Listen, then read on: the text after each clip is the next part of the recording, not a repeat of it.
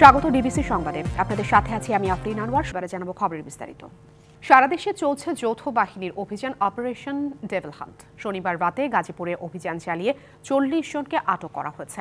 গাজীপুরের police super Chowdhury জাভের Sadek বিষয়টি নিশ্চিত করেছেন।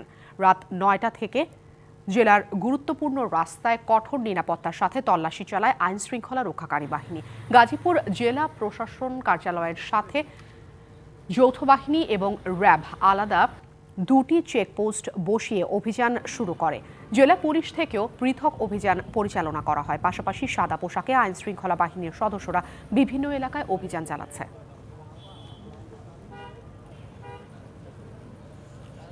গতরাতে আমাদের এই অপারেশন ডেভিল হান্টের অভিযানে গাজীপুর জেলা পুলিশ, গাজীপুর জেলার 5টি থানার মাধ্যমে আমরা 40 জনকে গ্রেফতার করেছি। এর মধ্যে আপনার সবচেয়ে বেশি গ্রেফতার হয়েছে আমাদের শ্রীপুর থানায় 11 জন, তারপর আপনার কাপাসিয়াতে আছে 10 জন, এভাবে সর্বমোট 40 জনকে আমরা গ্রেফতার করেছি। গাজীপুরে অপারেশন ডেভিল হান্ট বিষয়ে আরও বিস্তারিত জানাতে আমাদের সঙ্গে সরাসরি যুক্ত হচ্ছেন সহকর্মী মাহমুদা শিকদার। কথা বলবো তার সাথে। মাহমুদা, আইন শৃঙ্খলা রক্ষাকারী বাহিনীর কর্মতৎপরতা এবং সেই সাথে আইন শৃঙ্খলা পরিস্থিতি কেমন দেখছেন গাজীপুরে, সার্বিক অবস্থা আমাদের জানাবেন।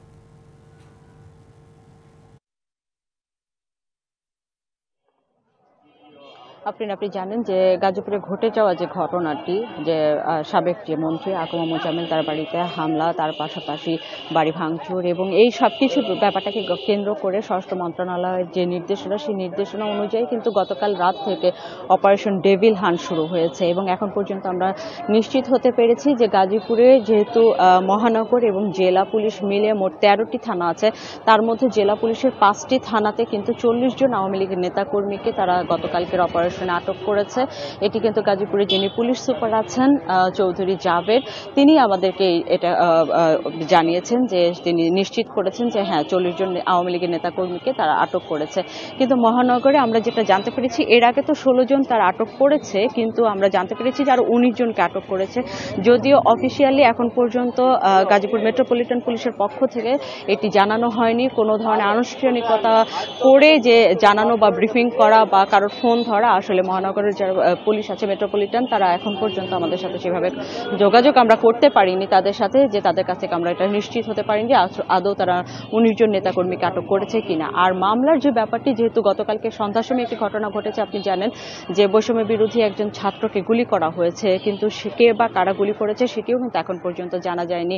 এবং এই গুলি করার বিষয় এবং তার পাশাপাশি হামলা, এই দুটো ব্যাপারকে মিলিয়ে কোনো মামলা হয়েছে কিনা এটিও কিন্তু এখন পর্যন্ত আমরা নিশ্চিত করতে পারিনি। তবে আমরা এতটুকু জানতে পেরেছি আজকে বিকেলে হয়তো বা গাজীপুর মেট্রোপলিটন পুলিশের পক্ষ থেকে একটি প্রেস ব্রিফিং করা হবে এবং সেখানে হয়তো বা আমরা জানতে পারবো সবকিছুই, যে গুলি এবং হামলা সবকিছু মিলিয়ে কয়টি মামলা হয়েছে, কাদেরকে আসামি করা হয়েছে, কতজনকে আসামি করা হয়েছে এবং তার পাশাপাশি তাদের পক্ষ থেকে কয়জনকে আটক করা হয়েছে।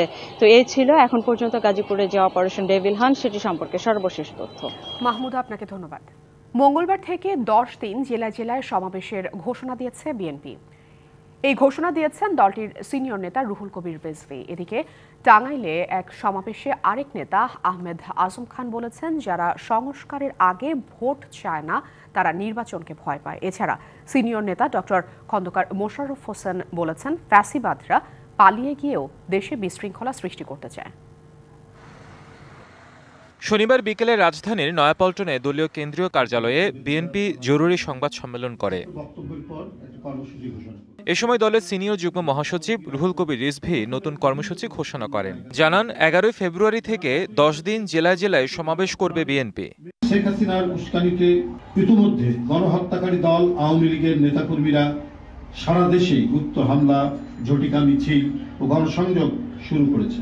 জয় বাংলা স্লোগান দিয়ে রক্ত পিপাসু আওয়ামী দুর্বৃত্তরা গাজীপুরে ছাত্র জনতার উপর নারকীয় আক্রমণ চালিয়েছে। এদিকে টাঙ্গাইল পৌর বিএনপির মহাসমাবেশে দলের ভাইস চেয়ারম্যান আহমেদ আজম খান বলেন, যারা সংস্কারের আগে নির্বাচন চায় না তারা নির্বাচনকে ভয় পায়। সংস্কার শেষ না করে নির্বাচন দেয়া যাবে না। যারা এ কথা বলেন তারা নির্বাচনকে ভয় পান। এদিকে ভোলার লালমোহনে এক সেমিনারে বিএনপির স্থায়ী কমিটির সদস্য অবসরপ্রাপ্ত মেজর হাফিজ উদ্দিন আহমেদ সবাইকে আইনের প্রতি শ্রদ্ধাশীল হওয়ার আহ্বান জানান। কেউ আইন নিজের হাতে নেবে এটা আমরা চাই না। আমরা আশা করব বর্তমান সরকার শক্ত হাতে দেশের আইন শৃঙ্খলা পরিস্থিতিকে পুনরুদ্ধার করবেন। দলের আরেক স্থায়ী কমিটির সদস্য ডক্টর খন্দকার মোশাররফ হোসেন কুমিল্লার দাউদকান্দিতে এক জনসভায় বলেন, ফ্যাসিবাদীরা পালিয়ে থেকেও দেশে বিশৃঙ্খলা সৃষ্টি করতে চায়। এই সরকারকে বলতে চাই, অনতিবিলম্বে তাদের বিরুদ্ধে ব্যবস্থা নেওয়া হোক। তারা হলে তারা বাংলাদেশে নানা রকমের ষড়যন্ত্র করতে চেষ্টা করবে। এছাড়া কক্সবাজারের পেকুয়ায় বিএনপির স্থায়ী কমিটির সদস্য সালাউদ্দিন আহমেদ বলেন, শক্তিশালী গণতান্ত্রিক রাষ্ট্র গড়ে তুলতে গুরুত্ব দিতে হবে সুশাসন প্রতিষ্ঠায়।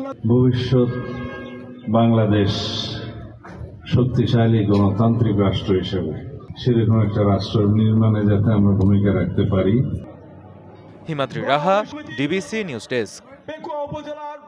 গাড়িটা আমার প্রেজেন্ট, আমার ফিউচার, আমার হ্যাপি লাইফ। আইডিএলসি আমার ফাইন্যান্সিয়াল পার্টনার বলেই কার লোন আমার কাছে লাইফ ইনভেস্টমেন্ট। ডেভিল যতদিন পর্যন্ত শেষ না হবে ততদিন ডেভিল হান্ট অপারেশন চলবে বলে জানিয়েছেন স্বরাষ্ট্র উপদেষ্টা অবসরপ্রাপ্ত লেফটেন্যান্ট জেনারেল জাহাঙ্গীর আলম চৌধুরী। সকালে ফার্মগেটের খামারবাড়িতে মেট্রিকা ভবন উদ্বোধনের সময় তিনি একথা বলেন। সাংবাদিকদের প্রশ্নে তিনি জানান, যারা দেশকে অস্থিতিশীল করবে তাদেরকেই গ্রেপ্তার করা হবে। এ সময় গাজীপুর পরিস্থিতি নিয়ে বলেন, যারা গাজীপুরের ঘটনা ঘটিয়েছে তাদের অনেকেই আইনের আওতায় আনা হয়েছে, বাকিদেরও শিগগিরই আইনের আওতায় আনা হবে। এদিকে সুনামগঞ্জের কৃষকের ভাস্কর্য ভাঙা হয়েছে তা জানেন না স্বরাষ্ট্র উপদেষ্টা, তবে যারা এটি করেছে খোঁজ নিয়ে তাদেরকেও আইনের আওতায় আনা হবে বলে উল্লেখ করেছেন তিনি।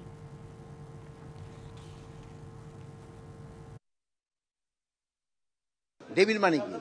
শয়তানের তো টার্গেট এটাই। যারা দেশকে অস্থিতিশীল করার চেষ্টা করে, এই ক্ষেত্রে যারা আইন অমান্য করে, দুষ্কৃতিকারী এবং সন্ত্রাসী, তারা এইটার টার্গেট। গাজীপুরে যারা এই ঘটনা ঘটাইছে তাদের অনেকই আমাদের আইনের আওতায় নিয়ে আসা হয়েছে, অনেকে আইনের আওতায় নিয়ে আসা হয়েছে এবং যাদের আইনের আওতায় আনা হয় নাই তাদেরও খুব তাড়াতাড়ি আইনের আওতায় নিয়ে আসা হবে এবং তাদের যেন সর্বোচ্চ শাস্তি হয় এই ব্যবস্থা করা।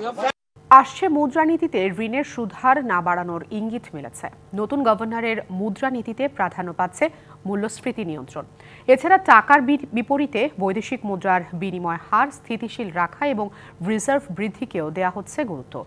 বিশ্লেষকরা মনে করেন সুদহারে আর হাত দেওয়া উচিত হবে না কেন্দ্রীয় ব্যাংকের। বাজারে অর্থের প্রবাহ নিয়ন্ত্রণের মাধ্যমে মূল্যস্ফীতি বা জিনিসপত্রের দামের লাগাম টানার অন্যতম পদ্ধতি মুদ্রানীতি। অন্তর্বর্তী সরকার ক্ষমতায় আসার পর মূল্যস্ফীতি নাগালে আনতে নতুন গভর্নর দফায় দফায় নীতি সুদহার বাড়িয়েছেন। আর এতে বাড়ছে ঋণের সুদহার, কমছে বেসরকারি খাতের ঋণ, যে কারণে কমছে বিনিয়োগও। এ অবস্থায় চলতি অর্থবছরের দ্বিতীয় মুদ্রানীতিতে সুদহার না বাড়ানোর ইঙ্গিত মিলেছে। গভর্নর আহসান এস মনসুরের প্রথম মুদ্রানীতিতে গুরুত্ব পাচ্ছে মূল্যস্ফীতি নিয়ন্ত্রণ, রিজার্ভ বৃদ্ধি এবং টাকার বিপরীতে বৈদেশিক মুদ্রার বিনিময় হার স্থিতিশীল রাখা। বৈদেশিক মুদ্রার রিজার্ভটাকে সমুন্নত রাখা, টাকার ডিভ্যালুয়েশন অবমূল্যায়ন রোধ করে দেখি টাকার স্ট্রেংথটা যেটা আমরা ঠিক রাখতে পারি এবং অবশ্যই কেন্দ্রীয় ব্যাংকের প্রধান যে কাজ ইনফ্লেশন নিয়ন্ত্রণ করা। এই কয়েকটি বিষয়কে সমন্বয় করেই মুদ্রানীতি ঘোষণা করা। বিশ্লেষকরাও বলছেন এ মুহূর্তে সবচেয়ে বেশি গুরুত্ব দেওয়া দরকার মূল্যস্ফীতি নিয়ন্ত্রণে। সুদহারে কোনো পরিবর্তন আনার পক্ষেও নন তারা। খাদ্য বহির্ভূত মূল্যস্ফীতি কিছুটা বেড়েছে এবং সেই ভিত্তিতে হয়তো তারা ভাবতেও পারে যে না, এখন তো আরও একটু বাড়ানো দরকার। পরের দিকে মূল্যস্ফীতির প্রবণতা যদি আরও পরিষ্কার হয় তখন এই ধরনের সিদ্ধান্ত আর ফার্দার বাড়ানোর সিদ্ধান্ত হয়তো বেশি গ্রহণযোগ্যতা পাবে। তবে তারা বলছেন কেবল মুদ্রানীতি দিয়েই জিনিসপত্রের দামের লাগাম টানা সম্ভব নয়। মুদ্রানীতির বাইরে আর্থিক নীতি, ফিসক্যাল পলিসি যেটা, সেখানেও কিন্তু একই রকম হতে হবে, যে সেখানেও খরচ যদি বাড়তে থাকে তাহলে কিন্তু মুদ্রানীতি, সংকুচনমূলক মুদ্রানীতি কাজ করবে না। যৌথ জয়েন্ট উদ্যোগ ছাড়া কিন্তু আমাদের যে মূল্যস্ফীতির লাগাম বেড়েই চলেছে এটা করা সম্ভব না। রেদওয়ানুল হক, ডিবিসি নিউজ, ঢাকা। স্বাস্থ্য খাতে ব্যয় মেটাতে গিয়ে নাজেহাল সাধারণ মানুষ, আবার রোগীর চাপে প্রত্যাশিত সেবা দিতে পারছে না সরকারি হাসপাতাল। বিশেষজ্ঞরা বলছেন স্বাস্থ্য খাতের সাফল্য কেবল সংখ্যায় বেড়েছে, বাস্তবে তার প্রভাব পড়েনি। প্রাথমিক স্তরে প্রতিরোধ এবং প্রচারমূলক স্বাস্থ্যসেবা দেয়া গেলে রোগীর ব্যয় যেমন কমত, তেমনি আধুনিক যন্ত্রপাতি এবং দক্ষ টেকনিশিয়ানের সহজলভ্যতা নিশ্চিত করা সম্ভব হতো।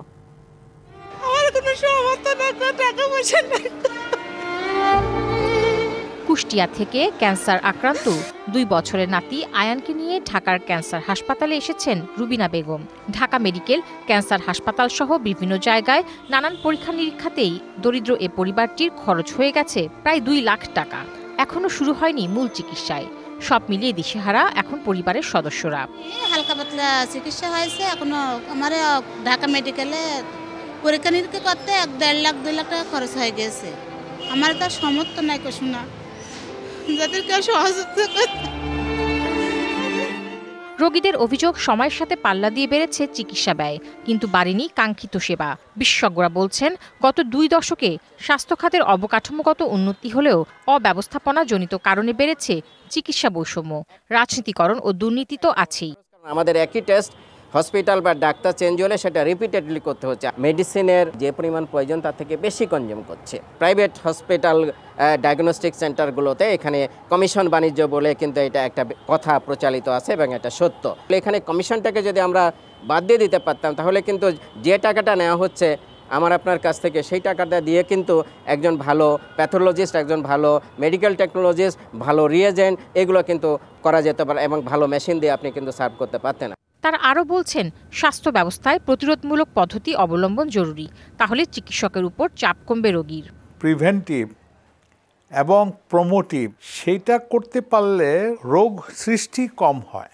ইউনিয়ন এবং তার নিচে যে কর্মীরা আছে, স্বাস্থ্য এবং পরিবার পরিকল্পনার যে কর্মীরা আছে এবং কমিউনিটি ক্লিনিকের যে সিএইচসিপি আছে, এই 3 গ্রুপকেই একটা আমব্রেলার নিচে আনা। প্রাইমারি হেলথ কেয়ারের ওইখানে নিউট্রিশনটা একটা বড় একটা ভূমিকা রাখার চেষ্টা করতে হবে। সরকারি বেসরকারি স্বাস্থ্যসেবা প্রতিষ্ঠানগুলোকে একটি কাঠামোর মধ্যে আনা জরুরি বলেও মনে করেন বিশেষজ্ঞরা। Tahsina Jessy, DBC news, Dhaka. চুয়াডাঙ্গার দামুড়হুদায় দাঁড়িয়ে থাকা ট্রাক্টরের সাথে ধাক্কা লেগে 2 মোটরসাইকেল আরোহী নিহত হয়েছেন। শনিবার রাত 11:30টার দিকে উপজেলার পুরাতন বাস্তুপুর গ্রামে এই দুর্ঘটনা ঘটে। নিহতরা হলেন নাহিদ হোসেন এবং সুইট আহমেদ। পুলিশ ও স্থানীয়রা জানিয়েছে রাতে মোটরসাইকেলে বাড়ি ফিরছিলেন সুইট এবং নাহিদ। এ সময় পুরাতন বাস্তুপুর গ্রামের একটি কামারের দোকানের সামনে দাঁড়িয়ে থাকা ট্রাক্টরের সাথে তাদের মোটরসাইকেলের ধাক্কা লাগে। এতে ঘটনাস্থলেই 2 জন নিহত হন। মরদেহ উদ্ধার করে ময়নাতদন্তের জন্য চুয়াডাঙ্গা সদর হাসপাতালের মর্গে পাঠানো হয়েছে বলে জানিয়েছে দামুড়হুদা মডেল থানার ভারপ্রাপ্ত কর্মকর্তা হুমায়ুন কবির।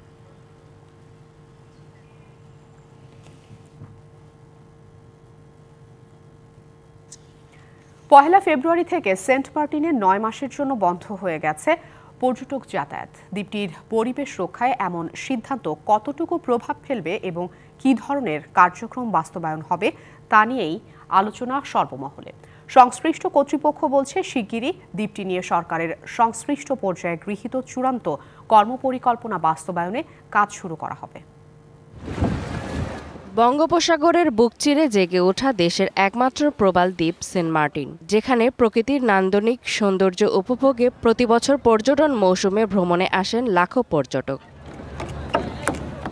আগে প্রতি বছর অক্টোবর থেকে মার্চ 6 মাস দ্বীপটিতে পর্যটক গেলেও এর পরিবেশ রক্ষায় তা সীমিত করে চলতি মৌসুমে নভেম্বর থেকে জানুয়ারি 3 মাস করা হয়। এর মধ্যে শুধু জানুয়ারি মাসে পর্যটকরা রাত্রি যাপনের সুযোগ পাচ্ছে। ডিসেম্বরে শুরু করতে করতে 15 দিন পার হয়ে গেছে। 16 তারিখ থেকে কিছু লোকজন আমরা দেখেছি। ফেব্রুয়ারি মাস যদি পর্যটন মৌসুম না থাকে, দ্বীপের মানুষ আলটিমেটলি তারা পূর্বের যে বিভিন্ন অনৈতিক কাজে তারা ফিরে যাবে। এমন বিধি নিষেধের কারণে জীবিকা নিয়ে সংকটে পড়েছে পর্যটক নির্ভর দ্বীপের বাসিন্দারা। ব্যবসায়ীরা বলছেন, দ্বীপবাসীর জীবিকার পাশাপাশি পর্যটন খাতের বিনিয়োগের বিষয়টি মাথায় রেখেই পরিবেশ রক্ষায় কার্যকর ব্যবস্থা নিতে হবে। প্রতি বছর এটা নিয়ে আলোচনা হয়। আমাদের হাজার হাজার কোটি টাকার বিনিয়োগ, এটা কোটি কোটি টাকার সরকারি বিভিন্ন ব্যাংক থেকে লোন, যেখানে ব্যাংক সেক্টর ভেঙে পড়েছে এই লোনের কারণে। তা আমরা কিভাবে এই ব্যাংক লোনগুলো পরিশোধ করব? বাংলাদেশে একমাত্র এলাকা বলা যায় সেন্ট মার্টিন, যেখানে হচ্ছে কোনো কলকারখানা নেই, যেখানে হচ্ছে যান্ত্রিকতা নেই, যেখানে কার্বন নিঃসরণ হয় না। আগে বরং এর চেয়ে বেশি পরিবেশের ক্ষতি হতো যখন পর্যটক যেত না, ওই সময় ওখান থেকে জিনুক সামগ্রীগুলো আহরণ করতে স্থানীয়রা। অন্যদিকে পরিবেশবাদীরা বলছেন কেবল বিধিনিষেধ আরোপ করে পরিবেশ রক্ষা সম্ভব নয়। আর পরিবেশ অধিদপ্তর ও জেলা প্রশাসন জানায় দ্বীপবাসীকে সম্পৃক্ত করে পরিবেশ রক্ষায় করণীয় নির্ধারণে কাজ করছে সরকার। সেন্ট মার্টিনে পর্যটক যাতায়াত বন্ধ করেছেন, ঠিক আছে, কিন্তু এই 9 মাস কী করবেন, কিভাবে পরিবেশ সুরক্ষা করবেন, কিভাবে এই পরিবেশকে উদ্ধার করবেন, সেটাও একটু জানানোর প্রয়োজন বলে আমি মনে করি। সেন্ট মার্টিন স্থানীয় লোকজনের সাথে কথা বলে তাদেরকে নিয়ে আমরা কীভাবে পরিবেশ ও সেন্ট মার্টিন দ্বীপের পরিবেশ ও পরিবেশ উন্নয়ন করতে পারি সেই বিষয়ে তাদের মতামতগুলো নিয়ে আমরা বিভিন্ন ধরনের পরিকল্পনা কন্টিনিউভাবে পরিচালনা করব ভবিষ্যতে। সরকার ইতিমধ্যে চিন্তা করেছে আমাদের পর্যটকবৃন্দ যাওয়ার পরে সেন্ট মার্টিনের যে প্লাস্টিক দূষণ এবং অন্যান্য যে পরিচ্ছন্নতার যে একটা সমস্যা দেখা দেয় সেটিকে সমাধান করবার জন্য সরকার এখানে বিশেষ উদ্যোগ গ্রহণ করেছে। 8.5 কিলোমিটার আয়তনের এই দ্বীপে বাস করেন 10,500 মানুষ। DBC news desk. 4 মাস ধরে পাবনার হাসপাতালগুলোতে নেই জলাতঙ্কের ভ্যাকসিন। ফলে ভোগান্তিতে রোগী এবং স্বজনরা। হাসপাতাল থেকে ভ্যাকসিন না পেয়ে বেশি দামে বাইরে থেকে কিনতে বাধ্য হচ্ছেন তারা। সম্প্রতি রোগীর সংখ্যা বেড়ে যাওয়ায় ভ্যাকসিনের ঘাটতির কথা বলছেন সিভিল সার্জন। দীর্ঘদিন ধরে পাবনা জেনারেল হাসপাতাল সহ উপজেলা স্বাস্থ্য কমপ্লেক্সগুলোতে মিলছে না জলাতঙ্কের ভ্যাকসিন। সম্প্রতি পাবনায় কুকুরের আক্রমণে আক্রান্ত হওয়ার সংখ্যা বেড়ে যাওয়ায় চাহিদা বেড়েছে জলাতঙ্ক ভ্যাকসিনের। বিনামূল্যে এই ভ্যাকসিন দেওয়ার কথা থাকলেও রয়েছে সংকট। প্রায় 4 মাস যাবৎ ভ্যাকসিন না থাকায় বিপাকে ভুক্তভোগীরা। আমাদের সদরে পাঠাচ্ছে, আমরা সদরে আসছি, কিন্তু সদরেও নেই। আমরা কোথায় যাব? এই টিকাটা ছাড়া আমাদের ফ্লাইট হবে না। সদর হাসপাতাল আসলে মিনিরা বলতেছে যে আমার এই টিকা নাই, আপনার টিকিট করে ডাক্তার সাথে যোগাযোগ করেন। তাহলে আমরা এরকম ভোগান্তি আমরা যাবো কই? সরকারি হাসপাতালে ভ্যাকসিন না পেয়ে বাইরে থেকে কিনতে হচ্ছে বেশি দামে। কুকুরে কামড় দেওয়ার পরে যে জলাতঙ্কের টিকা, এটা পাবনার কোনো সরকারি হাসপাতাল পাবনা পৌরসভাতে নাই। এর ফলে উচ্চ মূল্য দিয়ে বেসরকারি কোম্পানির এই টিকাগুলো আমাদের কিনতে হচ্ছে। ভ্যাকসিন নিতে আইছিলাম, তা ভ্যাকসিন পেলাম না, নষ্টে টাকা দিয়ে কিনে নিতে হলো। যদিও দ্রুত এ সংকট নিরসনের কথা জানিয়েছে সিভিল সার্জন। সম্প্রতি দেখা যাচ্ছে যে কুকুরের কামড়ের প্রভাবটা বেড়ে গেছে, যে কারণে আমাদের যে প্রত্যাশিত যে ভ্যাকসিনটা আমরা পাই সেই ভ্যাকসিনের পরিমাণটা কিছুটা কমে গেছে। এই বিষয়টা উল্লেখ করে আমরা ইতিমধ্যে স্বাস্থ্য অধিদপ্তরে আমরা চিঠি প্রেরণ করছি। সিভিল সার্জন কার্যালয়ের তথ্য মতে জেলায় প্রতি মাসে 700 থেকে 800 ভ্যাকসিন প্রয়োজন। Partha Hasan, DBC news, Pabna. একসময় নাটোরের চলন বিলে সরিষার আবাদ হতো অনেক, কিন্তু বছরের বিলম্বিত বন্যায় চাষ হয়েছে তুলনামূলক কম। বোরো ধানের আবাদের সময় পাওয়া যাবে না সেই শঙ্কায় অনেকে করেননি সরিষার চাষ। ক্ষতি পোষাতে প্রণোদনা দেওয়ার কথা বলা হলেও কৃষি বিভাগের কোনো সহায়তা না পাওয়ার অভিযোগ করেছে চাষিরা।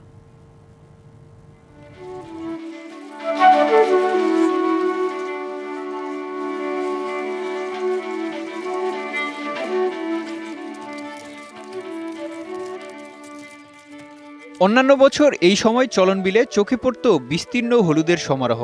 এবার চিত্র কিছুটা ভিন্ন, কারণ বিলম্বিত বন্যায় বোরো ধানের আবাদ ক্ষতিগ্রস্ত হয় শঙ্কায় এবার সরিষার চাষ কম করেছেন কৃষকরা।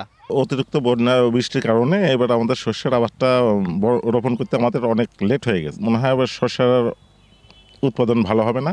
যারা সরিষার আবাদ করেছেন তারা আছেন উৎপাদন নিয়ে দুশ্চিন্তায়, শঙ্কা ন্যায্য মূল্য পাওয়া নিয়েও। খুব একটা আবাদ এবার ভালো হয়নি, তা আশা করা যায় ফলনে ভালো পাওয়া যাবে।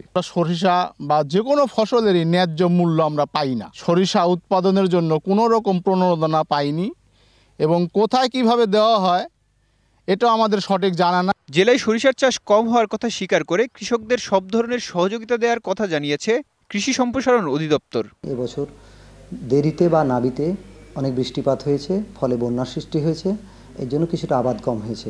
সরিষার আবাদ যাতে বেশি বৃদ্ধি হয় এবং ভোজ্য তেল বাজারে থাকে, নিরাপদ ভোজ্য তেল, এই জন্য কৃষি সম্প্রসারণ অধিদপ্তর কৃষকের পাশে থেকে সেবা দিয়ে যাচ্ছে। এবছর ৯,১৮৮ হেক্টর জমিতে সরিষার আবাদ হয়েছে নাটোরে, যা গত বছর ছিল ১০,১৮৫ হেক্টর জমিতে। DBC news desk. ভারতের দিল্লির বিধানসভা নির্বাচনে বিজেপির জয়ের মধ্য দিয়ে উন্নয়ন, দৃষ্টিভঙ্গি ও বিশ্বাসের জয় হয়েছে বলে জানিয়েছে দেশটির প্রধানমন্ত্রী নরেন্দ্র মোদী। স্থানীয় সময় শনিবার সন্ধ্যায় রাজধানীর দিল্লির নির্বাচনের ফলাফল ঘোষণার পর বিজেপির প্রধান কার্যালয়ে বিজয়ী ভাষণে এ মন্তব্য করেন তিনি।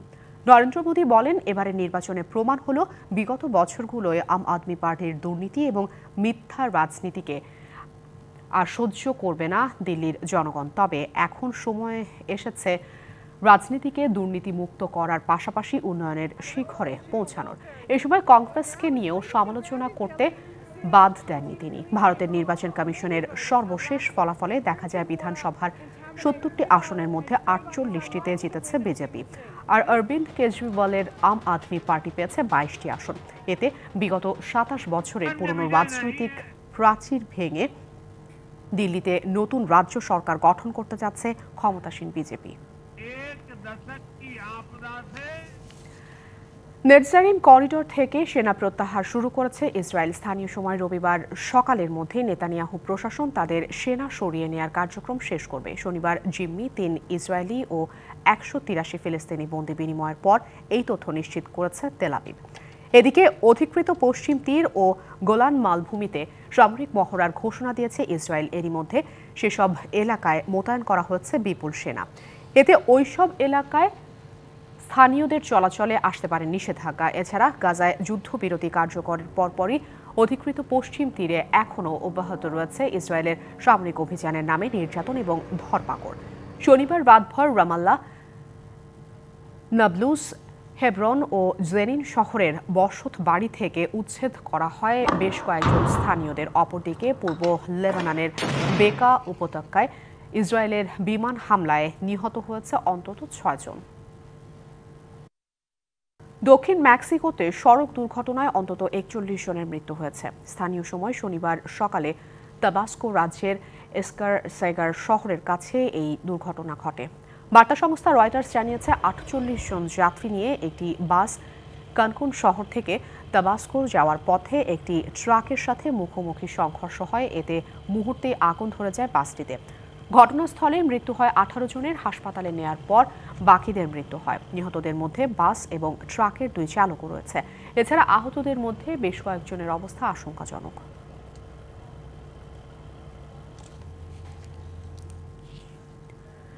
বিশ্বের ৮ম বৃহৎ দ্বীপ কানাডার ভিক্টোরিয়া। এর মধ্যেই এবার সন্ধান মিলেছে এক আশ্চর্যময় ও বৃহত্তম দ্বীপের, যার নেই কোনো নাম। গঠনগত দিক থেকে রয়েছে ভিন্নতাও। প্রথমবারের মতো এই দ্বীপের উপস্থিতি নিশ্চিত করেছে স্যাটেলাইট ল্যান্ডসট ৮। এই দ্বীপে এখনও পাওয়া যায়নি মানুষের পায়ের চিহ্ন। তাই তো দ্বীপটি নিয়ে রয়েছে নানা কৌতূহল, রহস্য। একটি দ্বীপ, তার মধ্যে একটি লেক, যার মধ্যে রয়েছে আরেকটি ছোট দ্বীপ।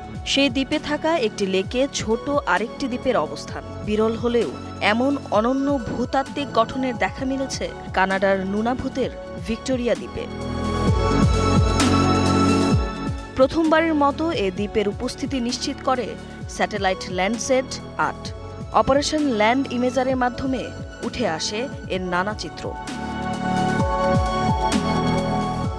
স্যাটেলাইটের মাধ্যমে যে চিত্র প্রকাশ পেয়েছে তাতে দেখা যায় দ্বীপটি যে লেকে অবস্থিত এবং সেই দ্বীপের মধ্যে যে ছোট লেক রয়েছে তা প্রায় ১০০০ ফুট চওড়া, যা দেখতে অনেকটা ঘোড়া আকৃতির।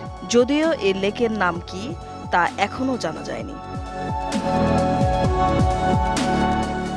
এদিকে এই লেকের মধ্যে যে দ্বীপ রয়েছে এর আয়তন অনেক বিশাল, যা সন্ধান মিলেছে ভিক্টোরিয়া দ্বীপের দক্ষিণ উপকূল থেকে প্রায় ৯০ কিলোমিটার দূরে একটি আঙুল আকৃতির লেকে।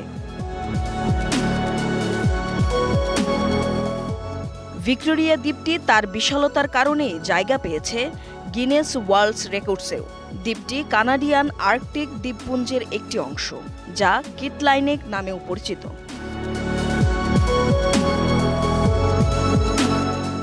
তবে বিশ্লেষকদের মতে এ দ্বীপে এখনও পাওয়া যায়নি মানুষের পায়ের চিহ্ন।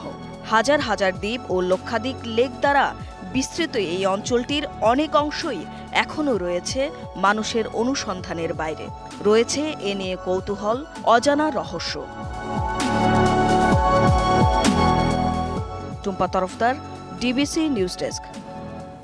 বাফুফের সভাপতির সাথে আলোচনার পরও শনিবার অনুশীলনে যোগ দেয়নি বিদ্রোহী 18 ফুটবলার। তবে এখনও সংকট সমাধানের আশায় আছেন women's wing chairman Mahfuza Akter Kiran. অন্যদিকে নিজের অবস্থানে কঠোর coach new squad new feature দর্শনে এগোচ্ছেন পিটার বাটলার। শনিবার সন্ধ্যা নামার খানিক আগে মাঠের অনুশীলন থেকে ক্যাম্পে ফিরছেন নারী ফুটবলাররা। এদিন বঙ্গবন্ধু জাতীয় স্টেডিয়ামে কোচ পিটার বাটলারের সেশনটা ছিল ক্লোজ ডোর।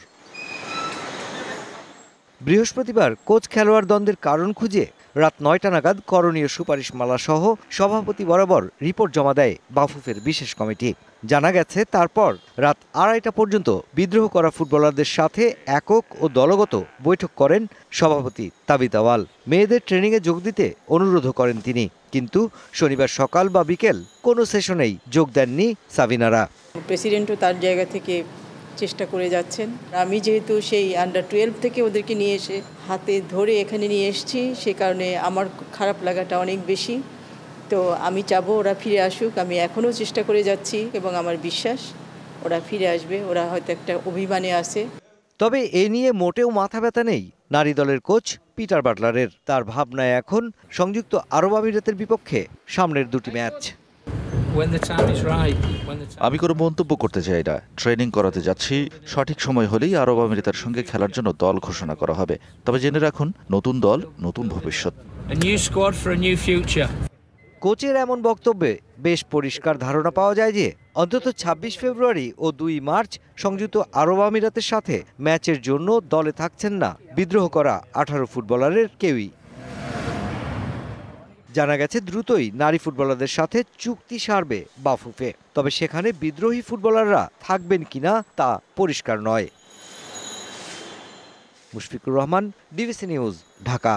সংবাদেই ছিল এখনকার মতো। ডিবিসি নিউজের সংবাদগুলো পড়তে ভিজিট করুন dbcnews.tv আর ভিজিট করুন ডিবিসি নিউজের ফেসবুক পেজ এবং ইউটিউব চ্যানেল। সঙ্গেই থাকুন।